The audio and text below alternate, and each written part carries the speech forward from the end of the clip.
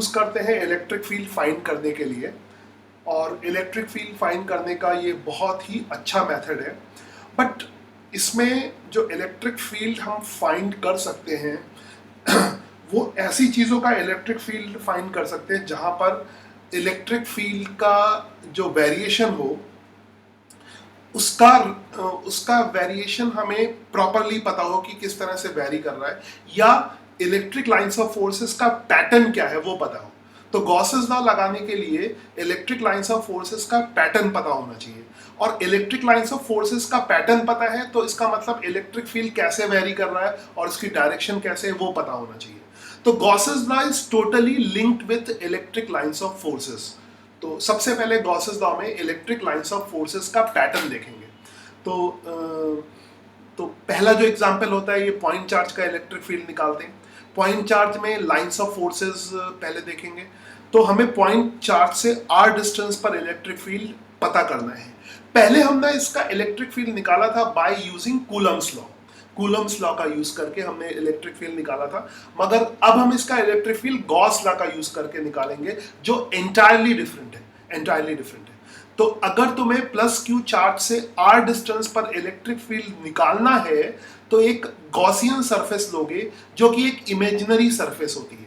It is Gaussian surface को कैसे define करोगे? गॉसियन सरफेस एक ऐसी इमेजिनरी सरफेस है जिसपे हम गॉसियन लॉ लगाते हैं, तो ये इमेजिनरी सरफेस है। ठीक है, तो ये कोई गॉसियन सरफेस हो गई। और सबसे पहली चीज गॉसेस लॉ लगाने के लिए हमें लाइंस ऑफ फोर्सेस का पैटर्न पता होना चाहिए, या लाइंस ऑफ फोर्सेस का पैटर्न का मतलब क्या हुआ कि इलेक्ट्रिक फील्ड कैसे वेरी कर रहा है वो पता होना चाहिए, क्योंकि तभी हम इंटीग्रेशन परफॉर्म कर सकते हैं। हर जगह हम इंटीग्रेशन परफॉर्म नहीं कर सकते, है ना। तो यहाँ पे पॉइंट चार्ज का हमें पता है कि लाइंस ऑफ फोर्सेस कैसे होती हैं। पॉइंट चार्ज के सेंटर से निकलती है अप टू इंफिनिटी। तो इलेक्ट्रिक लाइंस ऑफ फोर्सेस के बारे में हम बहुत कुछ डिस्कस कर चुके हैं। Obviously electric lines of forces और गॉसेस लॉ एक कनेक्टेड टॉपिक है, इन दोनों में आपस में बहुत कनेक्शन है।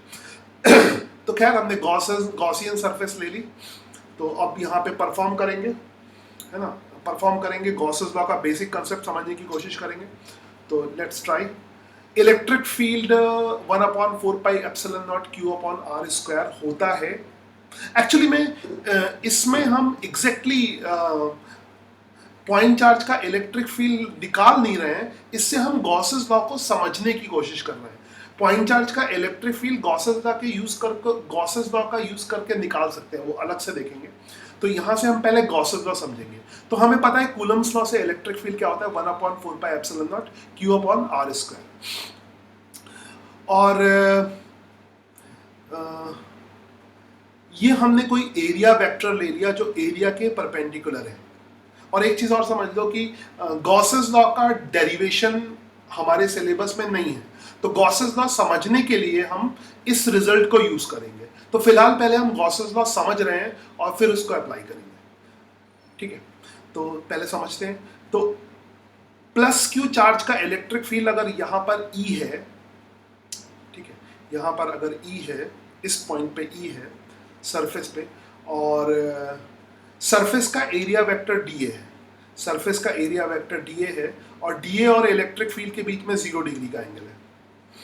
ऑब्वियसली इलेक्ट्रिक फील्ड हर जगह सरफेस के परपेंडिकुलर होगा, तो यहाँ पे dA और इलेक्ट्रिक फील्ड, तो इलेक्ट्रिक फ्लक्स फाइंड करते हैं, तो वो हो जाएगा E इंटू dA। यहाँ पर E वेक्टर है, dA वेक्टर है, तो E डॉट dA हो जाएगा। This is dot product, not into. तो d फाई की वैल्यू क्या हो जाएगी, E dA cos 0, E dA cos 0, that is E into dA। यानी यहाँ पर इलेक्ट्रिक फील्ड का मैग्नीट्यूड इंटू dA। ये इक्वेशन 2 हो गई। ठीक है, नाउ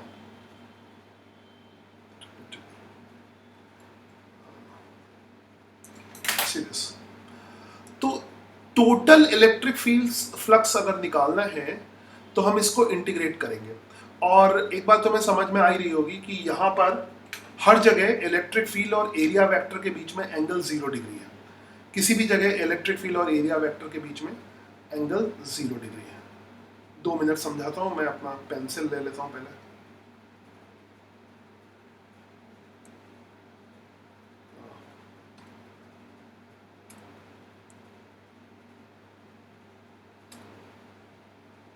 चलो, मेरी पेंसिल आ गई। हाँ, तो कहीं भी देखोगे इलेक्ट्रिक फील्ड और एरिया वेक्टर के बीच में, किसी भी जगह पे, यहां भी देखोगे तो यहां पे इलेक्ट्रिक फील्ड इधर है और एरिया वेक्टर, इस पर्टिकुलर सरफेस का जो एरिया वेक्टर है वो डी इधर है। थोड़ा सा लाइट हो गया, टेक दिस कलर, डी इधर है। तो फिर से यहाँ पे इलेक्ट्रिक फील्ड और डीए के बीच में 0 डिग्री का एंगल है। ऐसा तुम किसी भी पॉइंट पे चेक कर सकते हो, है ना, क्योंकि लाइंस ऑफ फोर्सेस का पैटर्न हमें पता है और ऑब्वियसली मैग्नीट्यूड भी सेम होगा। तो यहाँ पे ठीक है, मैग्नीट्यूड एग्जैक्टली नहीं कर रहा हूँ, और एरिया वेक्टर तो हर जगह ये एंगल 0 डिग्री है। तो ऑब्वियसली हर जगह एंगल 0 डिग्री हो तभी तुम लगा सकते हो गॉसेस में, क्योंकि तभी ये एंगल गायब होगा। सो टोटल फ्लक्स फाइंड करते हैं। टोटल फ्लक्स कितना हो जाएगा, E D A, total flux will be E D A, और ई हर पॉइंट पे कांस्टेंट है, ई हर पॉइंट पे कांस्टेंट है, तो ई कांस्टेंट को बाहर निकाल लेंगे। टोटल इंटीग्रेशन ऑफ क्या आ जाएगा, डी ए, यहाँ पे टोटल, यहाँ पे क्लोज्ड इंटीग्रेशन होना चाहिए, क्लोज सरफेस का integration, total integration of D A, this is total integration of D A, this is total integration of D A, close surface का इंटीग्रेशन। तो जब हम क्लोज सरफेस का इंटीग्रेशन निकालेंगे तो वो टोटल एरिया के बराबर हो जाएगा। तो ये किस एरिया के बराबर हो जाएगा, स्फीयर के एरिया के बराबर हो जाएगा, ठीक है। तो that is total flux is equal to क्या हो जाएगा, ई इंटू ए। ई हमने इसलिए लिया है कि हर पॉइंट पे इलेक्ट्रिक फील्ड की डायरेक्शन तो चेंज हो रही है मगर इलेक्ट्रिक फील्ड का मैग्नीट्यूड कांस्टेंट है, और इस फॉर्मूले में इलेक्ट्रिक फील्ड का मैग्नीट्यूड आएगा। तो फ्लक्स की वैल्यू कितनी हो गई, ई इंटू ए, ठीक है। और नाउ एरिया हमें पता होता है, एरिया 4 पाई आर स्क्वायर होता है, area is 4 pi R square, तो एरिया हम 4 पाई आर स्क्वायर लिख लेंगे। दिस इज नाउ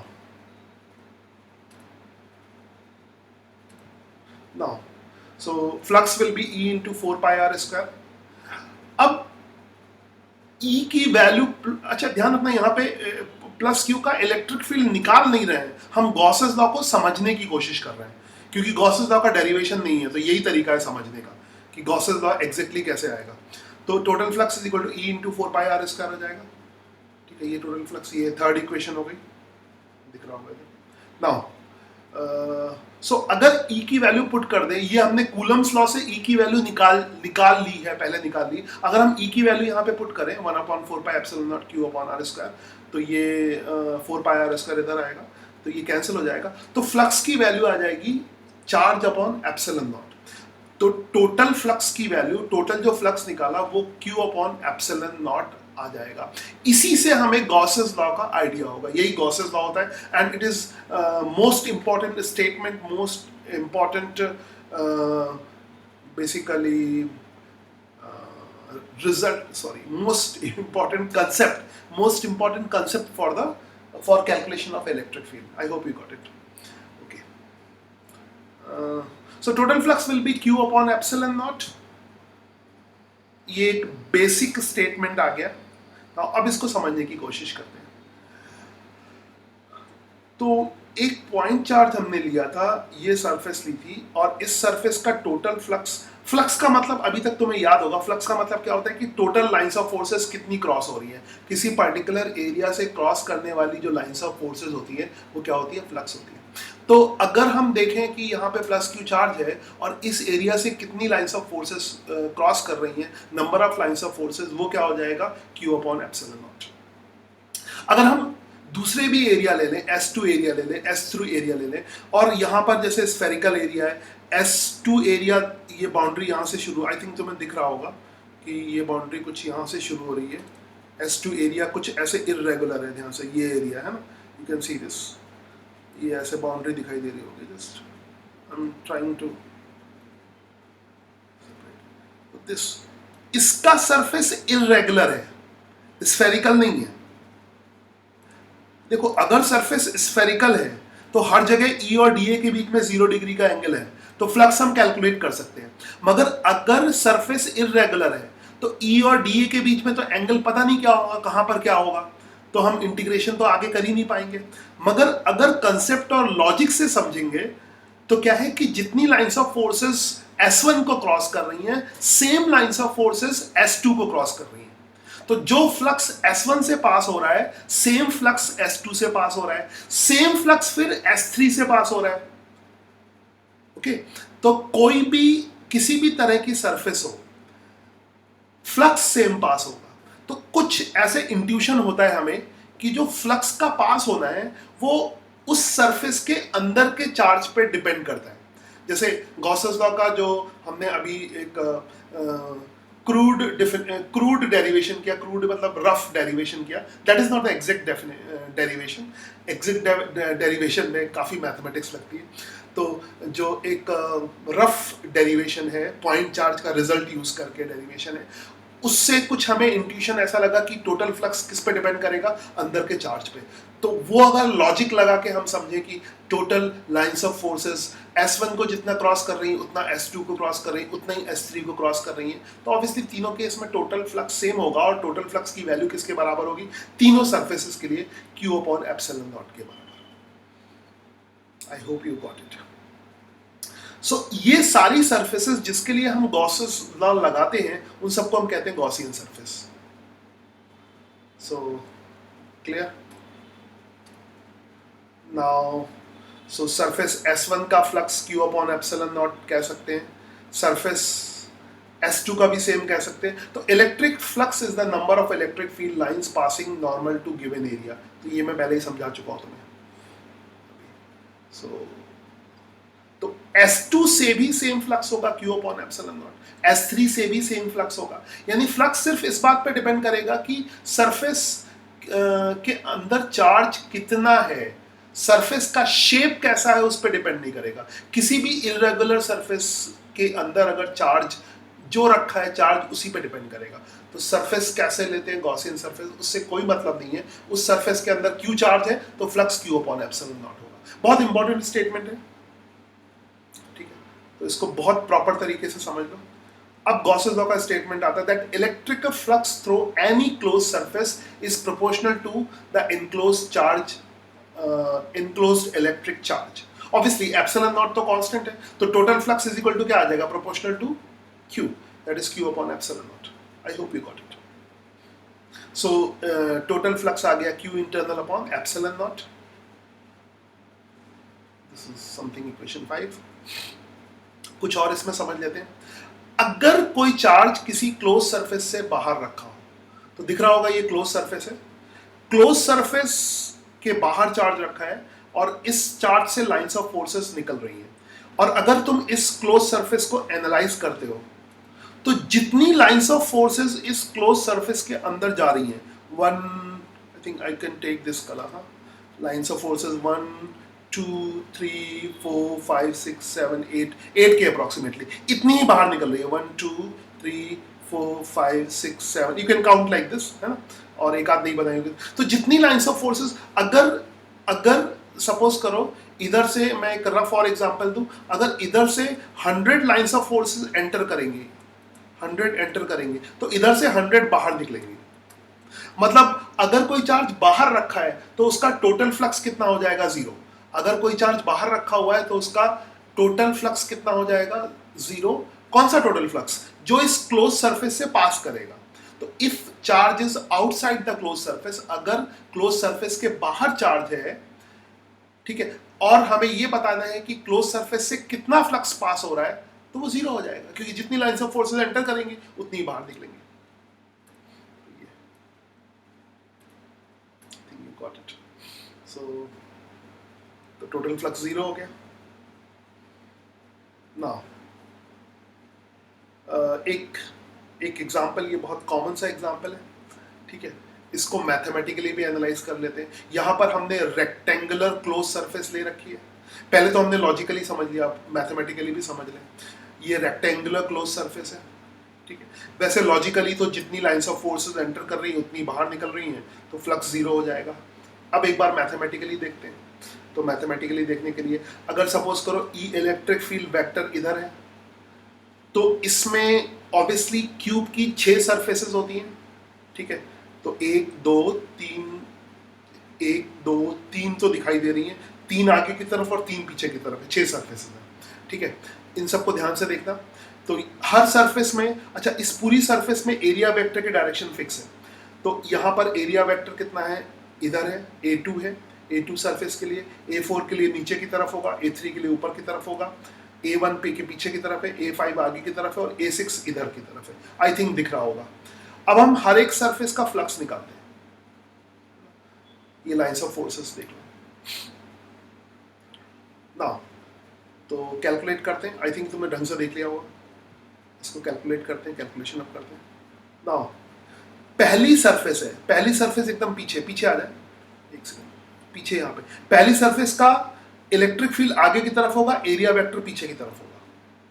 वहां पे दिखेगा नहीं तो यहाँ पे समझा दे रहा हूँ। फर्स्ट सरफेस का इलेक्ट्रिक फील्ड ऐसे पीछे की तरफ है, सॉरी एरिया वेक्टर ऐसे पीछे की तरफ है और इलेक्ट्रिक फील्ड किधर है, आगे की तरफ है। तो दोनों के बीच में एंगल कितना होगा, 180 डिग्री।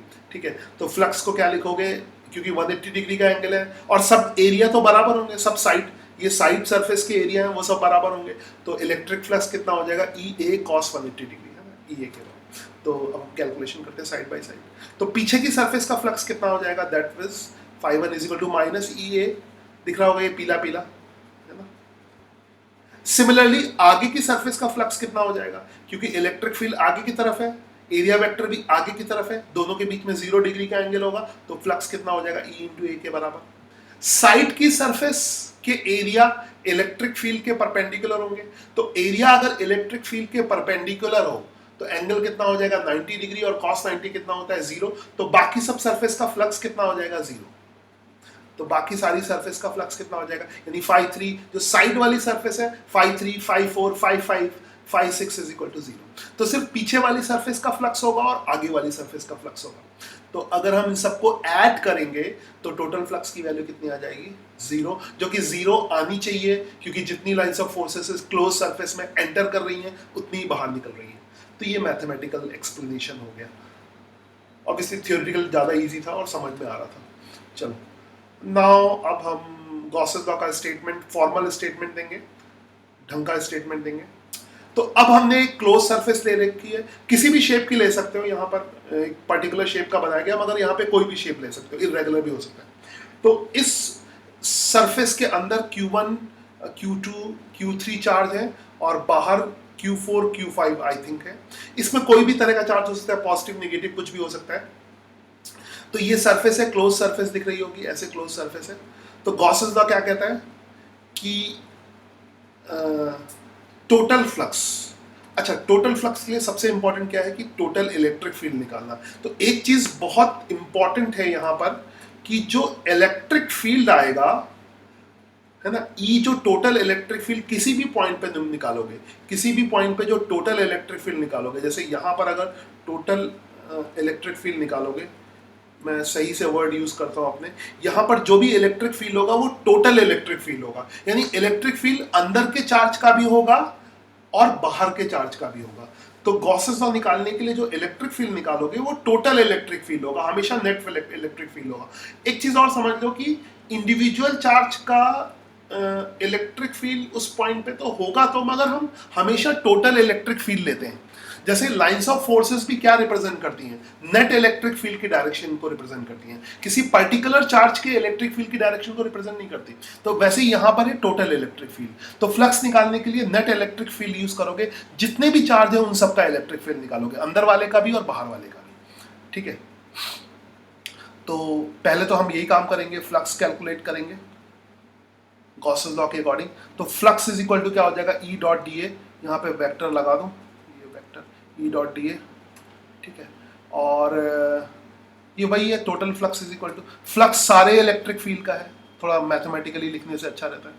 और मैं वेक्टर लगा रहा हूँ, वैसे बोल्ड लेटर में समझ जाना चाहिए, मगर फीलिंग देने के लिए जस्ट सब में वेक्टर लगा सकता हूँ तो लगाता हूँ। हाँ, तो ये फ्लक्स जो है वो जितने भी इलेक्ट्रिक फील्ड हैं उन सबका फ्लक्स है ना, अकेले का नहीं, सबका फ्लक्स निकलेगा।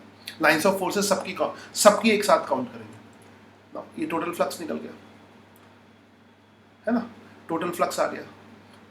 हाँ, नाउ अब ये भी तुम्हें समझ रहा होगा, ये बाहर Q4 चार्ज है, ये Q4 है और ये Q5 चार्ज है। तो टोटल अगर तुम फ्लक्स निकालोगे तो इस वाले का जो फ्लक्स है, और क्योंकि ये बाहर है तो इनका फ्लक्स तो अपने आप जीरो हो जाएगा। तो अगर नेट इलेक्ट्रिक फील्ड लोगे तो जो, अच्छा नेट इलेक्ट्रिक फील्ड समझ रहे हैं हम क्यों लेते हैं, क्योंकि अगर इनका फ्लक्स जब निकालोगे तो इनके फ्लक्स तो अपने आप ही जीरो हो जाएंगे। ठीक है, तो यहां पर net electric field Gauss's law में लो चलेगा। टोटल फ्लक्स निकालने के लिए नेट इलेक्ट्रिक फील्ड लो, अपने आप ही टोटल जब फ्लक्स निकालेंगे तो अपने आप ही जीरो हो गया, अपने आप ही अंदर वाले चार्जेस का फ्लक्स आएगा। तो ये एक तरह का इंट्यूशनल डेरिवेशन है, तो उसको समझो ध्यान से, बहुत अच्छा है। And that is exactly according to NCERT. NCERT में कुछ चीजें बहुत अच्छी हैं। नाउ एग्जैक्टली जब इसको करेंगे, स्पेशली कंसेप्ट के एक्सप्लेनेशन कुछ जगह बहुत अच्छे हैं।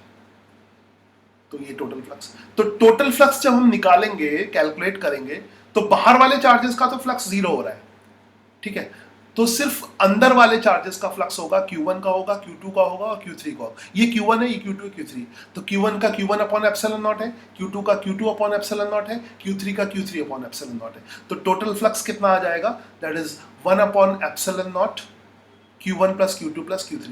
यहाँ पे अगर चार्जेस का साइन डिफरेंट है तो साइन के साथ रखेंगे। जैसे सपोज करो अगर ये 2 कूलम्स है और ये -4 कूलम्स है और ये 8 कूलम्स है और ये -6 कूलम्स है और ये 4 कूलम्स है, तो बाहर वाले को तो लेना नहीं है, अंदर वाला कितना हो जाएगा, 8 to 10 और 10 में से 4 गया 6, तो 6 कूलम रखेंगे, तो चार्जेस का जो सम होगा वो 6 कूलम्स हो जाएगा। यानी चार्जेस को साइन के साथ रखेंगे, विदाउट साइन नहीं रखेंगे। आई होप यू गॉट इट। तो टोटल फ्लक्स कितना हो जाएगा, Q1 प्लस Q2, तो जस्ट टोटल फ्लक्स का जो that is Q internal is equal to कितना होगा, that is Q1 plus Q2 plus Q3।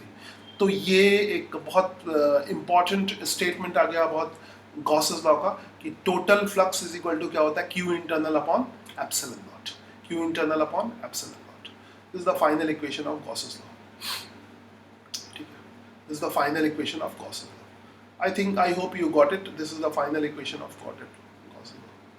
So Gauss law is applicable for any Gauss law is applicable to any closed surface of any arbitrary shape. ठीक है, तो लगाएंगे तो हम इसको particular उसके लिए, मगर ये किसी भी शेप के लिए Gauss law वैलिड है। स्टेटमेंट क्या है फिर, final statement, Q internal is the sum of all charges enclosed within the Gaussian surface irrespective of their position within the charge। ये पॉइंट भी इंपॉर्टेंट है। ये Q1 Q2 Q3 अंदर कहां पर रखे हैं उससे कोई मतलब नहीं है, उससे कोई मतलब नहीं, अंदर होने चाहिए बस, ठीक है, अंदर होने चाहिए।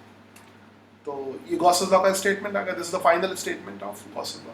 नेट, वही समराइज करते हैं, net electric field strength is due to all the charges present not only within but outside the Gaussian surface. और ये सब तो मैं इतनी देर से एक्सप्लेन कर रहा था। आई होप यू गॉट दिस। ठीक है, तो ये गॉसेस लॉ का फाइनल स्टेटमेंट हो गया। This is the final statement, you can say this is the final statement and this is all vector now। okay,